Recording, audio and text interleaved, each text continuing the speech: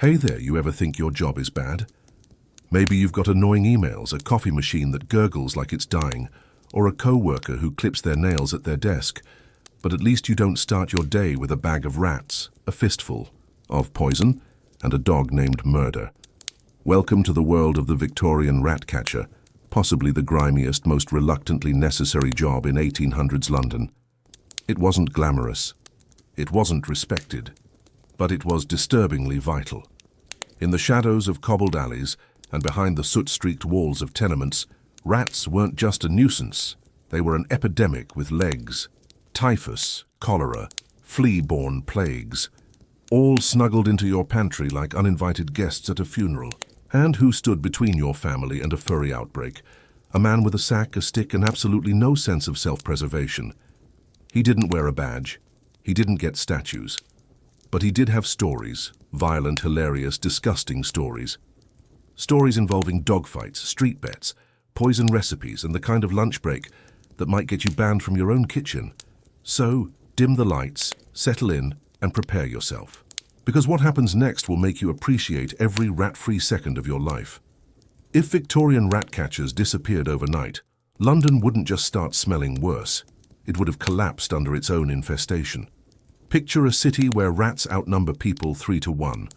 Now imagine those rats carrying fleas, and those fleas spreading typhus, cholera, and, if you're particularly unlucky, the return of the Black Death. Victorian life didn't come with garbage trucks, indoor plumbing, or antibiotics. Rats loved that. They thrived in open drains, behind bakery ovens, under hospital floors. Every shadow had a tale in it. Every floorboard hid a family of gnawing disease. And the only thing standing between the city and a full-on health apocalypse, a guy in tattered clothes with a cage and a dream. The authorities didn't have a rodent control department. They had men. Men with bite scars and rat-whispering terriers who walked through neighborhoods like grim reapers with sacks instead of scythes. When outbreaks spiked, they were summoned, quietly, desperately. Always with cash, never with thanks. They weren't trained, they weren't clean. But if they didn't show up, you might have needed a coffin builder more than a doctor. So yeah, not a noble profession, but without it, Victorian London might have drowned in its own teeth. The day began not with sunlight, but with silence. That heavy, coal-stained London silence, just before the first boot hits the muddy cobbles. That's when Samuel woke up. Or maybe woke is the wrong word. Sleep came in fits when you lived in a one-room tenement above a tannery. The air reeked of animal skin, and the ceiling dripped condensation. You didn't wake up. You surrendered. To the morning. Samuel was a rat catcher, not by birth but by necessity. His father had been one. So had his grandfather. There was no apprenticeship, just exposure. You learned fast or got bitten faster. And every morning began the same. He'd roll off his straw mattress, scratch his face with soot-lined fingernails, hand-check for rats in the room. You always checked first. They could chew through leather wood fingers. And they were smart. Smarter than the landlords, that's for sure. His uniform was functional. Thick boots if he was lucky, socks if he wasn't, trousers stiff with blood from the day before. A canvas coat with too many pockets, all filled with gear, string, poison, stale bread, metal traps, a small knife and a dented flask that didn't smell like water.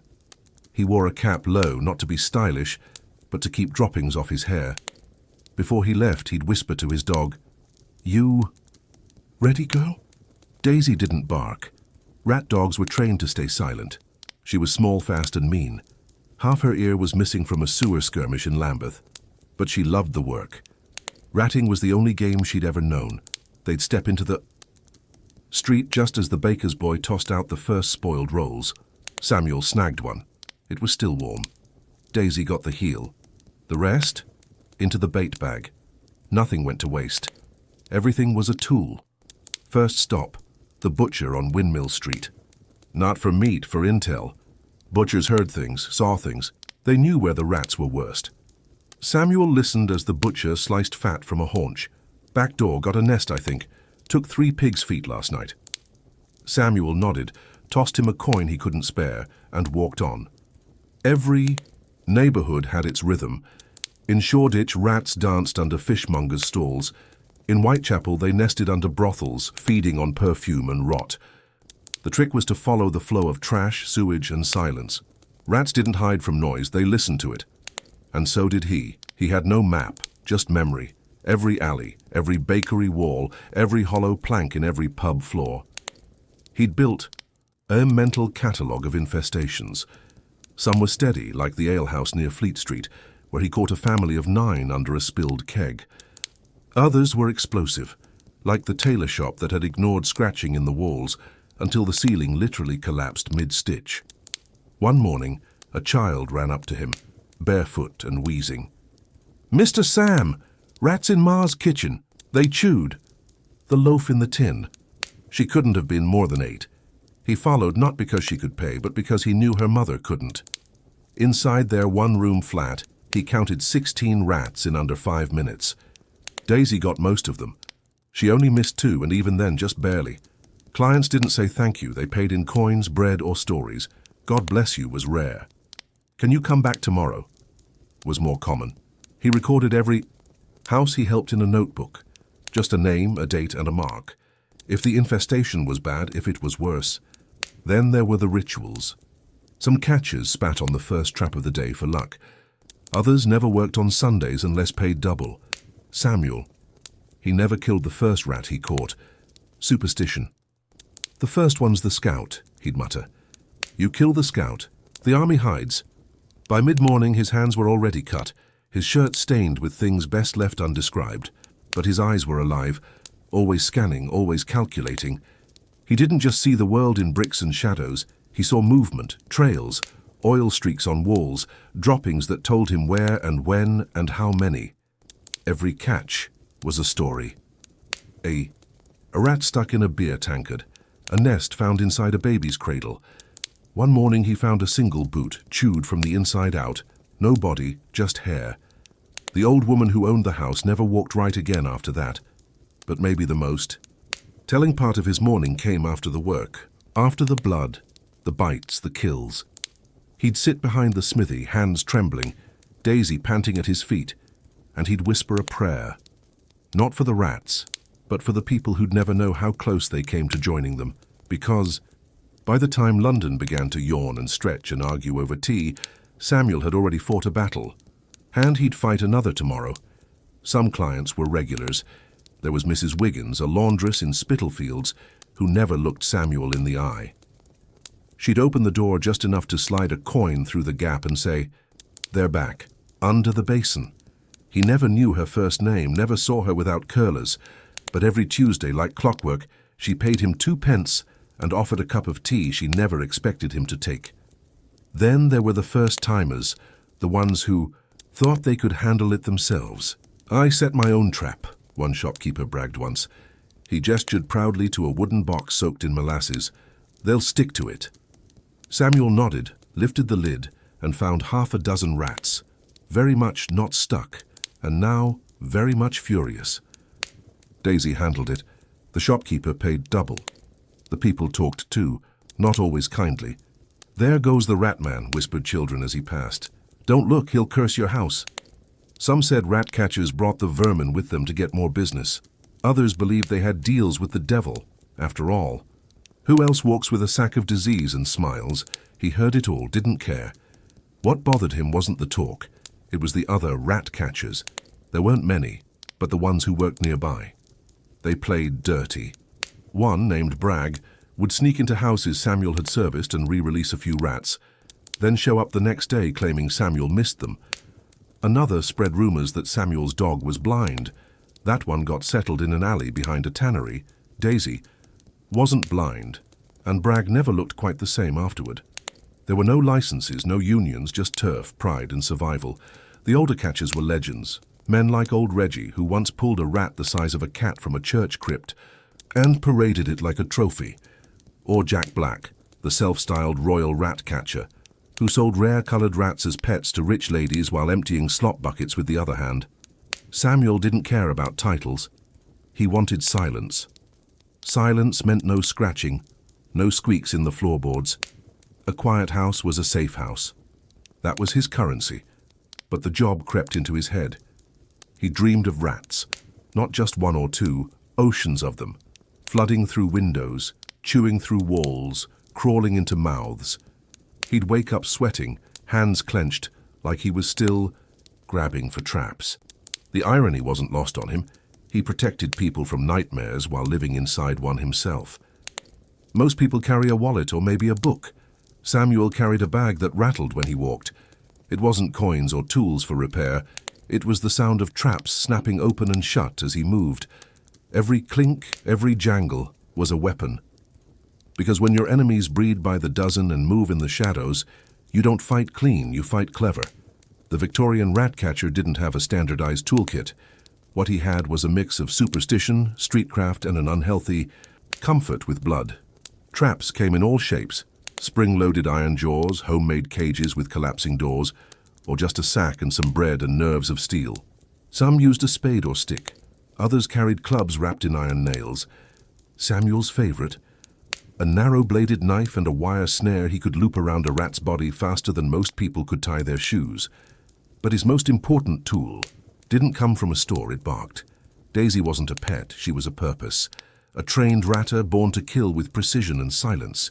She could wipe out a nest in under a minute. Her bite was surgical. Her instincts were better than any map. If Samuel was the hunter, she was the weapon. Then there was poison. No regulations, no warning labels, just a powder or paste you smeared on bread crusts and left in corners. Some used arsenic. Others mixed crushed glass with flour. One catcher Samuel knew swore by a blend of lye, butter, and sugar. They never make it to the stairs, he'd brag. Of course, he also had 3 missing fingers, so the effectiveness was debatable. They also carried candles, not for light, but for listening. A lit candle near a rat hole would flicker if there was movement inside. It was a crude trick, but it worked. Then there were the whistlers, small reed instruments some catchers swore could summon rats. No one really believed it worked, but every man had blown on one at least once just to see. Samuel's coat was part tool too. It had hidden compartments, loops sewn for traps, a secret pocket for bait. He lined the inside with waxed cloth to keep blood from soaking through. Especially bad days, it didn't help. Tools evolved with the job. When street gaslights became common, he started carrying a shard of mirror to angle light into crawl spaces. When police patrols increased, he painted his sack with a red X. Not a thief, just gross. But the real tools weren't physical. It was the instinct to hear movement beneath laughter, the ability to read rat droppings like tea leaves, the courage to shove your hand into a nest without blinking. Most people walked through the world looking at walls. Samuel saw behind them. Some tools weren't carried, they were passed down. Samuel's knife had belonged to his grandfather, who swore it once saved his life when a rat leapt for his throat in a Coventry cellar. It wasn't ornate, just a thin, curved blade with a bone handle worn smooth by decades of sweat. But to Samuel, it was a relic. He sharpened it nightly, sometimes even when he didn't need to. It was a kind of ritual, like armor before battle. The tools weren't just about efficiency, they told a story. A rat catcher's bag was his resume, a portable museum of his experience. Hooks twisted from old curtain rods, strings stained with a decade of bait juice, bent nails and bottle caps shaped into improvised noose traps. If it worked once, it stayed in the bag. If it failed, you might lose a finger. Or worse, your reputation. In Victorian London, a man's reputation as a catcher was everything. Word of mouth could feed you or finish you. If your trap squeaked or your dog yelped, clients talked. If your bait didn't work, your name became a punchline. The best catchers were ghost-like, silent, surgical, always one step ahead of both rodents and rumour. Take the story of Fergus Fishbone McCrae. He was famous for using dried fish skeletons laced with mercury. Claimed the rats couldn't resist it. What he didn't mention was the mercury fumes nearly killed him. His traps worked, but he coughed blood for the rest of his life. They said he died with a rat still in his pocket. Probably true. Some men got fancy. One tried to build a rat vacuum using bellows and a wine barrel. It exploded. Another wore gloves stitched from cat hide, thinking it would scare the rats. It didn't. They chewed through it and took a piece of his thumb with them. Then there was the scent theory. One school of catchers believed smell was the key. They carried vials of mint oil, pig's blood, lavender, or even their own urine. Each swore their mix worked best. The only thing it guaranteed? No one ever sat next to them in a tavern. Samuel stayed simple: rope, wire, traps that snapped loud enough to wake the dead. Daisy handled the rest. When tools failed, it came down to grit. Once, in a bakery basement, his traps jammed and his bait went moldy. So he climbed into the crawl space with a burlap sack and his hands. Came out with 12 rats and a bite on his ear. The baker gave him half a pie in thanks, but tools did more than kill. They communicated. A well-placed trap told other catchers, "This is my turf."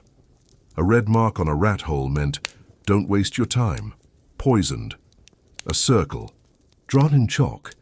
That meant a broodmother was nesting nearby. You didn't mess with a brood unless you were ready for war. The strangest tool he ever saw, a flute. A catcher from Dublin claimed he could lead rats out by playing a certain tune. People laughed until he cleared an entire tavern cellar without a single trap.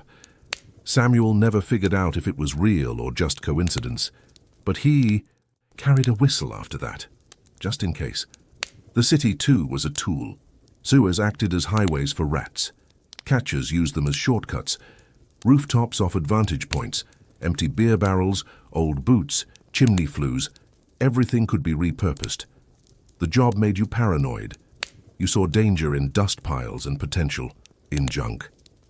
By midday, Samuel's gear was covered in blood, flour, soot, and the indescribable greyish grease that only rats seem to leave behind. He'd wipe it all down with vinegar and wrap it in burlap. Some men never cleaned their gear, said it kept the rat scent strong.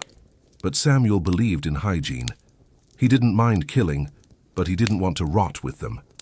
At night, before he slept, he'd lay everything out. Each trap examined, each blade cleaned. Daisy's paws checked for cuts. The bag was repacked in reverse order, last used tools at the bottom, Lucky Charms at the top. He'd mutter to himself, counting tools like prayers, because for all their grime and blood, those tools were his lifeline.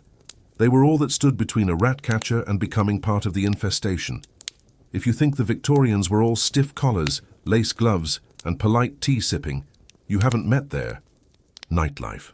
Sure, there were theatres and poetry readings, but tucked beneath pubs behind creaking wooden doors and down stone steps slick with spilled ale, lay something far less refined. The rat pits. The favourite blood sport of the working class and occasionally the upper class in disguise.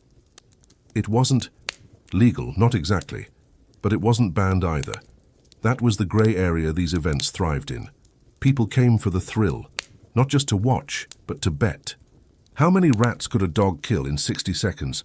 Would the terrier go for the biggest one first? Would the rats scatter or swarm? The rats weren't cornered. They were dumped by the sackful into pits no larger than a dining table. The walls were slick, tall, and impossible to climb. Sometimes the pit was round, other times just a wooden crate hastily nailed together. In the center, a dog, trained since puppyhood to kill, kill, and kill again. These weren't accidents of history. They were events.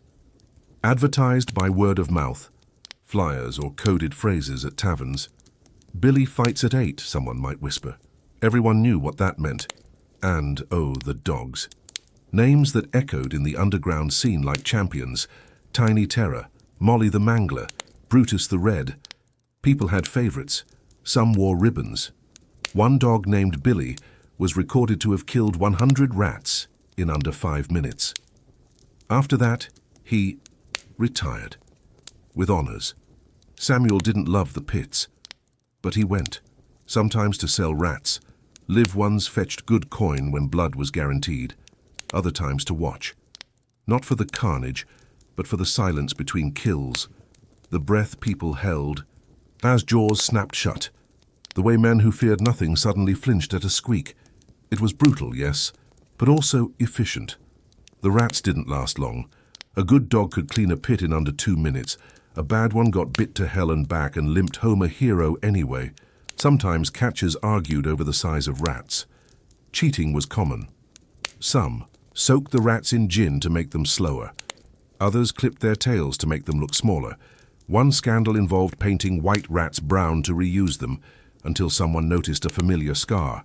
There was money, too. Bets flew fast. 5 on Molly, 2 on the big one. Losers scowled.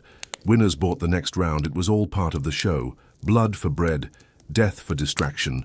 The pits didn't last forever. Eventually, the cruelty outgrew the public's stomach. Laws tightened. Inspectors cracked down. But for a time, they were the heartbeat of a darker London, one where men drank to forget, cheered to feel, and paid to watch death happen fast enough to pretend it wasn't real. Samuel walked, home quietly on pit nights. He didn't speak much, but he'd give Daisy an extra scrap and clean his bag twice. Because even if the crowd had gone home smiling, he knew the weight of what didn't climb out of that pit. The crowd was the real beast. 40 men, shoulder to shoulder, shouting odds and curses, their breath thick with ale and expectation. Candlelit ring, 1 handler on each side. In the pit, 20 rats, eyes glowing like coals. At the edge, the dog, a tan terrier with a scarred muzzle and a twitch in its ear. The whistle blew. It was never quiet, not for long. The first kill snapped like dry wood, cheers, then 2 more, then 6. The dog spun, flipped, crushed one with its jaws while kicking another aside. Blood sprayed. Coin purses opened. And in the back, someone, always vomited. It wasn't the blood. It was the sound, the mix of squeals and snarls, the death rattle of vermin and the pant of victory. Samuel remembered one night when a dog froze. Mid-fight. Just stopped. Its eyes locked on a single rat, a massive beast with 1 ear and a scarred snout. The rat didn't run, it leapt, sank its teeth into the dog's neck. Chaos. Bets overturned. Handler screaming. The dog survived. Barely. The rat? They named it king and talked about it for weeks. The handlers were characters in their own right. Some dressed their dogs in brass collars or red scarves. Others smeared ash across their cheeks before a fight like war paint. One man claimed his dog's strength came from feeding it only pigeon hearts. Another swore by goat's milk. Superstition filled the pits as much as rats did. Women came too, not many, but enough. Some bet, some watched in silence. One woman, known only as Maggie, once walked into the pit after a fight and kissed a dog on its blood-slicked head. "Good boy," she whispered, and left. No one ever spoke to her again. Not out of disrespect, out of fear. There were rules, supposedly. No touching the pit, no swapping rats mid-fight, no stabbing a dog if you lost money. But rules bent like cheap wood under the weight of coin. One night, a fight ended in a riot. Accusations flew, "You brought dead rats," and fists answered. Faster than mouths, Samuel always stood back. He never bet, just watched. Sometimes he sold rats. Other times, he just needed to remind himself what men found entertaining. And every time he left, it felt like he was walking out of a confession booth, with sins he didn't commit but somehow still carried. Even the dogs paid the price. A champion rarely lasted more than a year. Broken legs, crushed snouts, infections. Few got burials. Most were tossed out with the trash or left in alleys to rot. A handful, like Billy, were preserved, stuffed, glass-eyed, displayed behind. Pub counters like saints of slaughter, and yet to their handlers they were family. There are stories of men spending their last shilling on bandages. One handler pawned his boots to buy liver for a dying dog. Loyalty ran deeper than blood in those pits. But so did delusion. Eventually the law caught up. Not all at once. It started with fines, then raids. By the 1860s, the rat pits were nearly gone, at least publicly. The last known pit closed after a handler lost both thumbs in a fight between dogs over a rat corpse. That made the papers. That turned stomachs. And just like that, the appetite changed. The culture didn't vanish. It went underground into whispers and memories. Men who once cheered started lying about ever attending. Never saw a pit, they'd say. Heard they were awful. But they had cheered. Loudly. Samuel lived long enough to see the pits fade. He didn't miss them. But he never condemned them either. It was a time, he once told a boy. Not a good time. But ours. And in that, there was honesty. Some men never left the pits, even after they were gone. you'd see them. In pubs, staring into pints, mumbling names like Red Molly or Three Finger Jack. They weren't stories, they were ghosts. Their dogs were long dead, their traps rusted out, but they still wore the same coats, still carried the scars, some physical, some not. There was an unspoken rule about not talking to the dogs, not during the fight. Some handlers broke it, whispering, coaxing, praying. Others stayed stone silent, fists clenched, believing their focus was a kind of magic. If they broke eye contact, their dog would fall. Superstition ran deep. So did shame. No one ever brought children. That was one line not crossed. A man might bring his wife or a girl he fancied, but never a boy. Not even Samuel, for all his pragmatism, would allow it. Let 'em hear about it first, he once said. Let 'em choose if they want to see. Most didn't. Sometimes rats escaped the pit. That was the worst. A shriek, a scramble, men leaping to tables. One man shot his own foot trying to bowl. To kill a runner.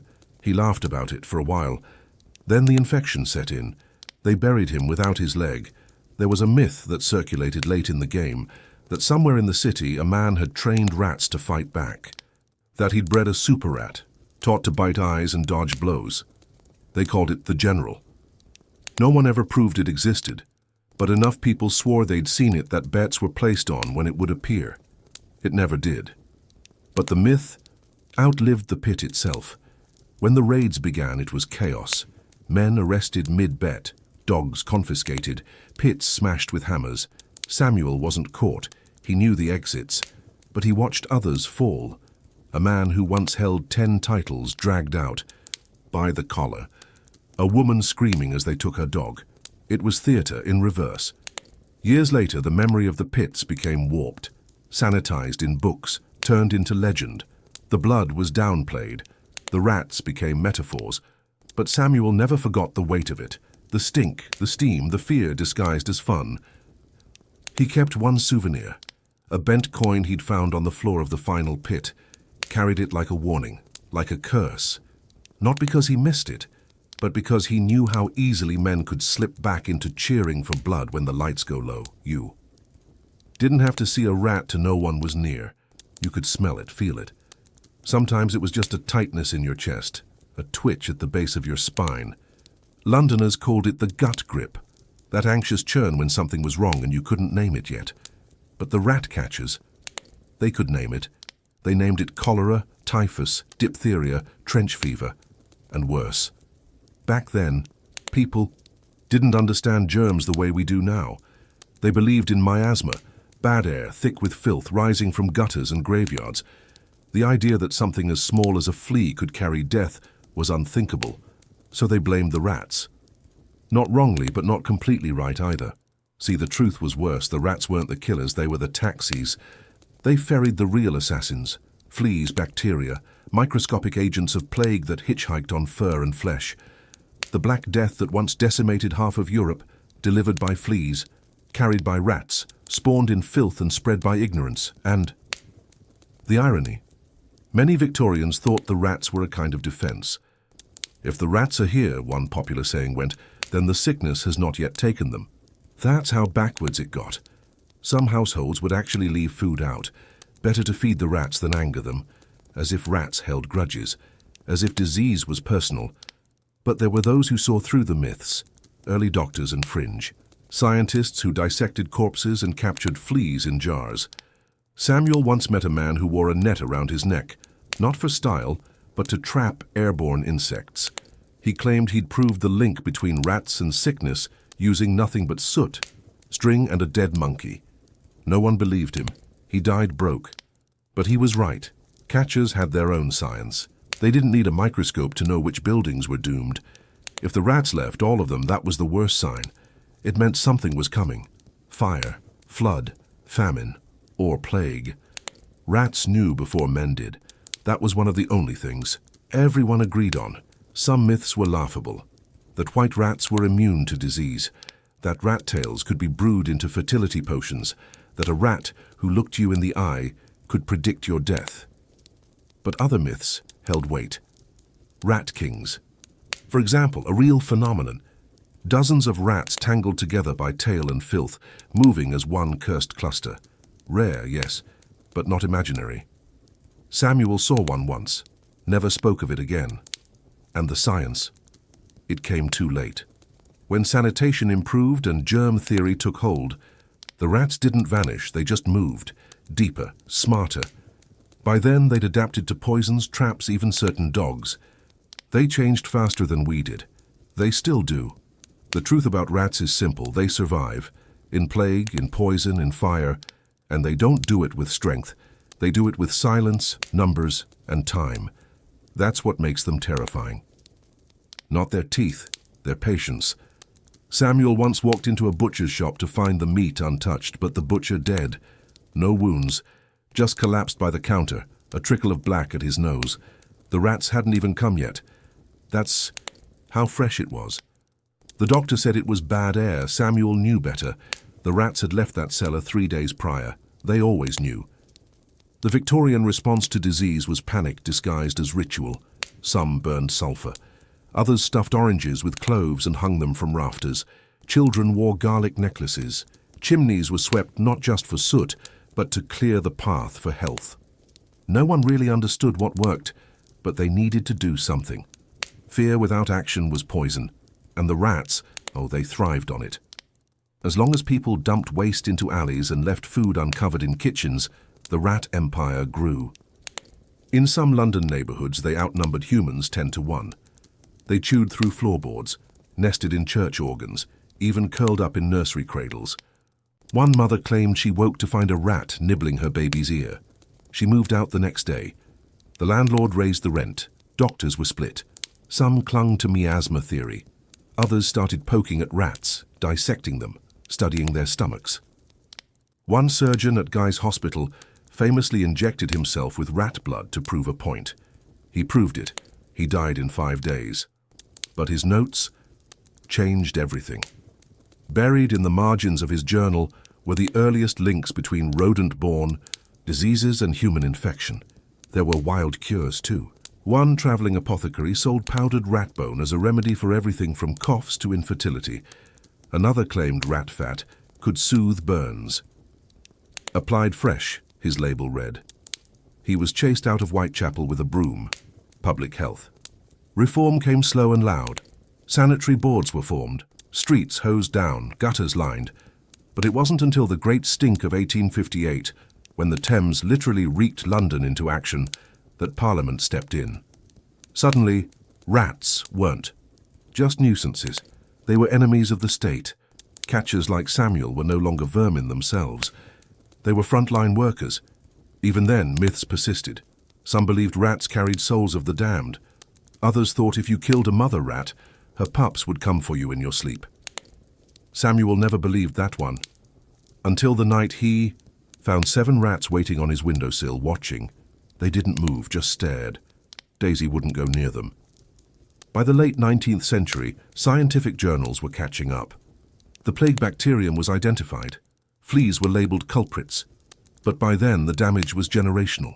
Rats had moved from physical threat to psychological one. They haunted dreams, inspired nightmares, became metaphors for betrayal, survival, decay.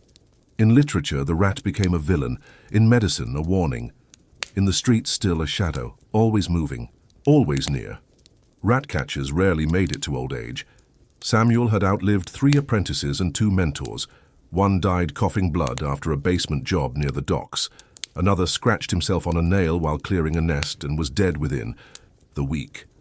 Infection moved faster than stories did back then.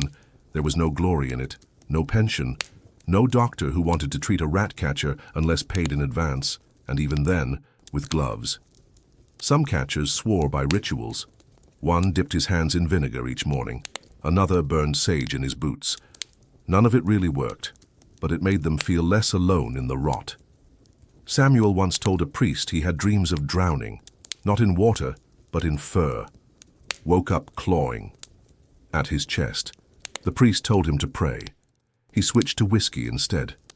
It helped. A little. And the city changed too. Slowly. Iron trash bins replaced open pits. Floorboards were sealed.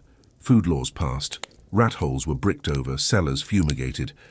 But the change wasn't just physical. It was mental. People stopped laughing when someone said they heard rats. They listened. They called catchers faster. They understood finally what Samuel had known all along. Where rats walk, death often follows. In poorer districts, rats became part of the folklore of dying. A rat at the foot of your bed was a sign. So was a gnawing sound near your door at midnight. One man believed rats carried the souls of the unburied, said they came not to steal crumbs but to remind the living of debts unpaid. That's why he left coins on his windowsill every Friday. Samuel never laughed. He'd seen too much, even funerals weren't safe. During a wake in Shoreditch, rats chewed through the coffin wood overnight. The body had to be rewrapped. Should have buried him faster, the family whispered. Or better. The undertaker quit that week. Samuel kept records. Not names, not addresses, just drawings, sketches of nests, notes on droppings. A crude map of London overlaid with symbols, X for infected, O for abandoned, R for rising count. It looked like madness, but it was data. Primitive epidemiology before anyone knew the word. He gave it to a young doctor once. A woman, unusual for the time. She used it to track outbreaks. She published under her own name. They never spoke again, but Samuel read the paper, highlighted the part where she called rats early messengers of modern illness. That made him smile. When Samuel finally caught a fever that wouldn't break, he knew what was coming. Didn't call for help. Just fed Daisy one last time, locked the traps and sat by the window, watching, waiting. For once the rats didn't come. That night the city was quiet. There's no retirement plan for a rat catcher, no gold watch, no farewell party. Just one.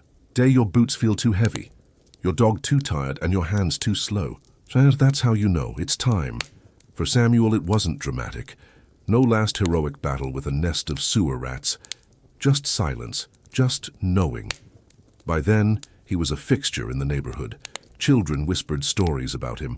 Adults nodded with a strange mix of respect and superstition. Some said he couldn't be killed by disease. Others believed Daisy had eaten so many rats she was part rodent herself. They weren't afraid of him, not exactly. But no one got too close either. His final catch wasn't special, just a single rat in a grocer's wall, caught clean. No chase, no mess. Samuel stood there for a moment afterward, holding the trap, staring at the small broken body. Then he tossed it in a sack, walked out the back door and never took another job again. But legacy doesn't need noise. It leaves its mark in other ways. Kids in that part of London stopped teasing the dirty man with the burlap sack. Instead, they asked questions, listened. Some even followed him. One boy learned how to bait a trap just by watching Samuel's hands. That boy grew up to become a sanitation officer, credited with reducing rat populations across 3 boroughs. Samuel's tools were eventually found in a crate after his death, worn, labeled in chalk and wrapped in cloth like relics. Someone tried to donate them to a museum. The curator declined. Too dirty, he said. So they sat in an attic for years until a young historian found them, and the legend grew again. But the real legacy was quieter. It lived in the habits people learned. Sealing grain, cleaning basements, listening for rustling, calling for help before it was too late. Things that once felt strange now became instinct. That was Samuel's work, even if no one carved his name into stone. When he passed, there was no funeral. A neighbor found him by the window, Daisy asleep by his feet. No one claimed the body for 3 days. But when word spread, they came, quietly, one by one. Men he'd worked with, women he'd saved from infestations. Children now grown, they didn't bring flowers, they brought old coins, rat traps, bits of rope, left them by his door. That was the memorial. Long before the quiet end, Samuel had imagined many ways he might go. In his 20s, he thought he'd die underground, cornered in some collapsed cellar with nothing but a candle and a broken trap.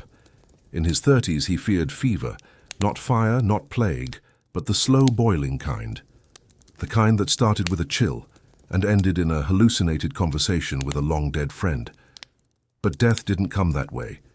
It came like his work did, slow, unnoticed, buried in routine. There were things he never said aloud, like the fact that he didn't hate the rats, not really. They were survival made flesh. Everything in them was built for it. The way they chewed through brick, slipped under locked doors, learned your patterns. He respected that. Feared it, yes, but respected it more than he ever respected most men. He once caught a rat that didn't run, just sat there staring up at him. He could have crushed it, but he didn't. He let it go, told no one. Some part of him needed that, needed to not be just a killer. The neighborhood changed in his last years. New bricks, fresh paint, railings where fences used to sag. Catchers like him weren't needed anymore. Pest control had vans now, with gloves and uniforms and contracts, but those men didn't know. The city. Not like Samuel. They followed maps. Samuel followed noise, stink, and instinct. Sometimes people called him anyway. Out of nostalgia or superstition, he'd show up, nod once, and fix the problem before tea was cold. He never charged. Just asked for scraps for Daisy. That was enough. Daisy aged too. Her coat turned from coal black to ash grey. She didn't chase anymore, just watched. But Samuel still talked to her, told her stories of old jobs, of things he remembered. She'd blink slowly, tail thudding once or twice like she understood every word.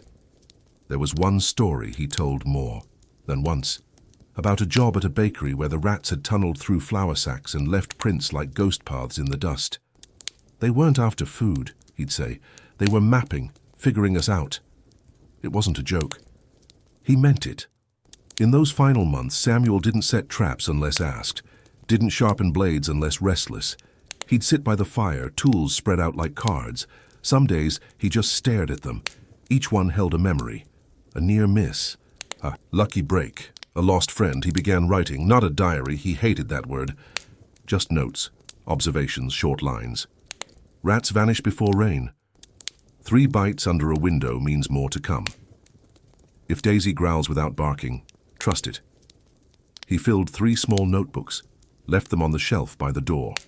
1 day a girl knocked, young, not from the area. Said her flat had a smell and her cat wouldn't go near the walls. Samuel followed her, quietly checked the basement. He didn't find a nest, but he found droppings, fresh, scratched a mark on the inside frame, told her what to seal, showed her where to place flour to test for tracks. She left smiling. He didn't follow up. That was the last time he worked. After Samuel died, no one spoke about it loudly. It was passed in whispers, like a superstition. Old Samuel's gone, someone might say while tying up a trash bag. Quiet in the end. The first few days the neighbors expected the smell, but it never came. Samuel had cleaned everything, left no scraps.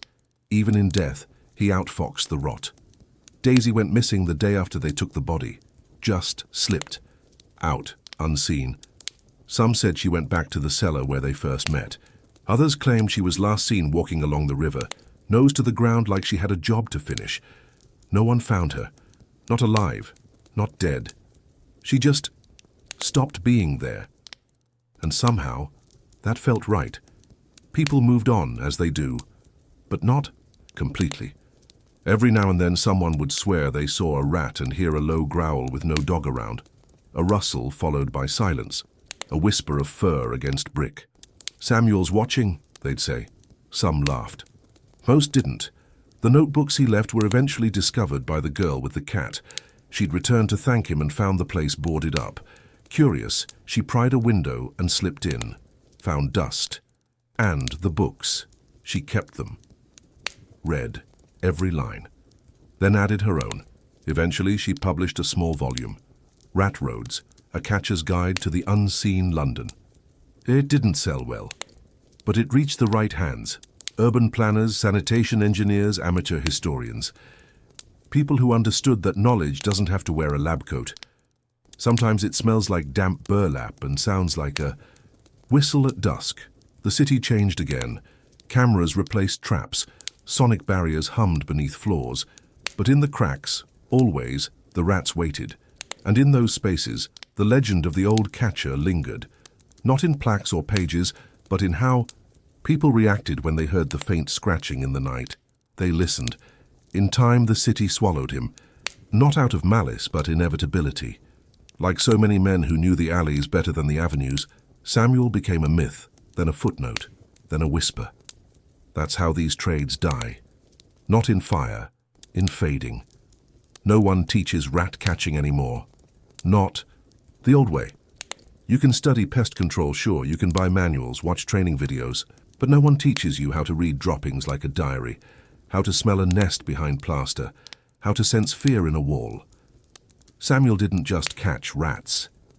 He understood them, and understanding is harder to pass down than skill.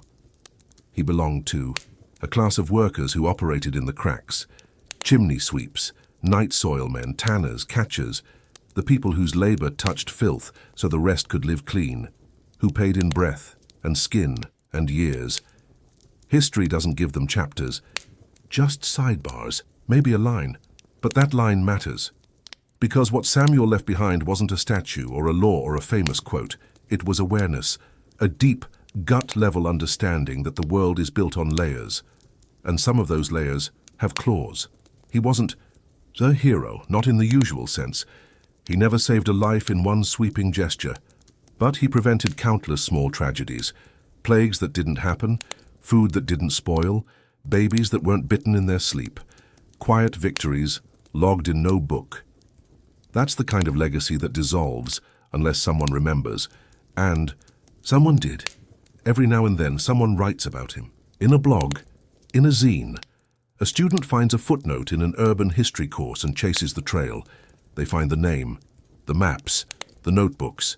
They dig into archives and find a dog named Daisy. They write something down, pass it along. And when they do, the rats pause, because they remember him too.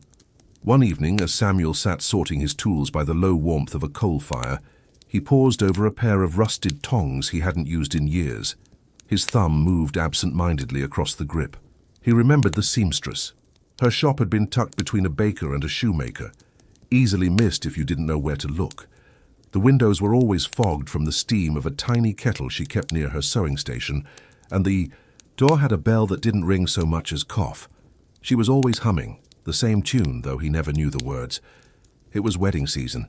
He remembered that clearly, because she'd been working on a dress so fine it seemed to float when she held it up to the light. Silk, white with a blue underlace. For her best friend, she'd said, a bride who nearly called off the wedding because of a stain on the hem. Samuel hadn't come for a job.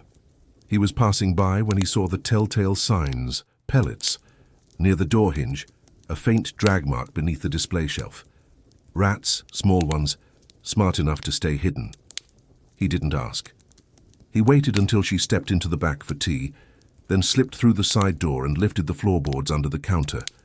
A nest, 6 young, 1 adult, curled into cloth shreds. He worked without a sound. Daisy stood watch at the door. The time the seamstress returned, the space was clean, the dress untouched. She never asked how he knew. She simply offered him a biscuit, trembling in her hand, and whispered, "Thank you, Mr. Samuel." She'll never know. He never took payment. That day he walked away with a single pin left behind on the counter, tiny, golden and bent. Years later, that pin still sat in his drawer, tucked between a dog whistle and a folded map of old sewer lines. He never used it, just looked at it, sometimes. Proof, perhaps, that not every story had to end with blood or barking. Some ended with silk. It was during a storm, the kind that turned the Thames into a growling throat and rattled glass until it cracked like eggshell. Samuel was headed home early that day. He had no job, no reason to walk near Lambeth. But Daisy tugged at the leash, low to the ground, ears flat. She smelled something, heard something. They turned down an alley between 2 buildings that no longer exist. The rain ran like oil through the cracks, pooling near a trapdoor half covered in crates. Samuel knew the type. Coal storage, probably. But Daisy growled low, and when he moved one crate, he saw it. The hatch was open. A boy's. Shoe lay just inside. He moved fast. The ladder was slick, nearly broken in half, but he dropped down into the dark and called out. No answer. But then a sound. Barely a whimper. The boy was crouched behind a broken barrel, soaked and shivering, eyes wild. "I was following it," he said. "It had something shiny." Samuel didn't ask why, just pulled him up. Halfway. To the surface, the ceiling groaned. Dust fell like snow. Daisy barked. Samuel shoved the boy ahead just as the beam came down. He scraped his shoulder, cracked a rib. Didn't tell anyone. The boy was safe. That was enough. He never learned the child's name. Just that he wore mismatched socks and smelled faintly of soap and ash. A week later, someone left a loaf of bread on Samuel's doorstep, wrapped in cloth. No note. For years after, he sometimes wondered about the boy. Did he grow up remembering? Did he ever tell the story? Or did it become a dream, half-remembered, vague, like all memories from that age? Samuel didn't need to know. He remembered enough, for both of them. That night he sat with Daisy, watching the steam curl from the kettle, and said aloud, "Sometimes I wonder if the rats lead us to each other. Just once, maybe. Not for harm." She thumped her tail once and rested her chin on his boot. Time moves differently in old cities. Beneath the cobblestone and iron, under the weight of polished bricks and glass, there are echoes. Not voices exactly, just pressure, impressions, memories so old they've forgotten who they belong to. Samuel walked on them every day, boots worn smooth by the stories he stepped over. He didn't disturb them, he simply added to them. The world didn't pause when he died. The city kept moving. Trams rolled, factory bells rang, bakers kneaded their dough. But something small shifted, like the click of a rat trap in a quiet room. Not loud, just enough. Years passed. The flat he lived in was boarded up, then demolished. New walls rose, pale and sharp-edged, faceless in their perfection. No chimney, no cellar, just clean angles and noise-proof glass. But beneath the flooring, the soil still remembered where he once stood. And sometimes, when the wind came in just right, you could hear the faintest bark echo from the alley. Just once. Then nothing. Daisy was never seen again, but tales of a grey dog watching from rooftops became something children whispered about when the lights flickered. "It's the catcher's dog," they'd say. "She's looking for her master." No one corrected them. The notebooks found their way into quiet hands, copied, shared, adapted. Phrases Samuel scribbled down in ink and dirt turned up in city. Sanitation manuals a century later. No citation, just wisdom passed hand to hand like a secret. And the rats? They didn't vanish. They never do. But they moved differently. Avoided certain alleys. Left crumbs untouched in places where Daisy used to sleep. Call it instinct. Or something older. In time, no one remembered his name. But his shape lingered. In how a janitor checked behind boilers. In the way a girl laid flour on her floor to see what crossed it in the night. In how a boy tied twine around his coat just in case. Legacy doesn't need a face, only action. Cities forget. But stone remembers, and in some quiet, unswept corner of a train tunnel, you might still see it. A bent pin, a smudge of soot. A single paw print in the dust. Nothing more. And that's enough.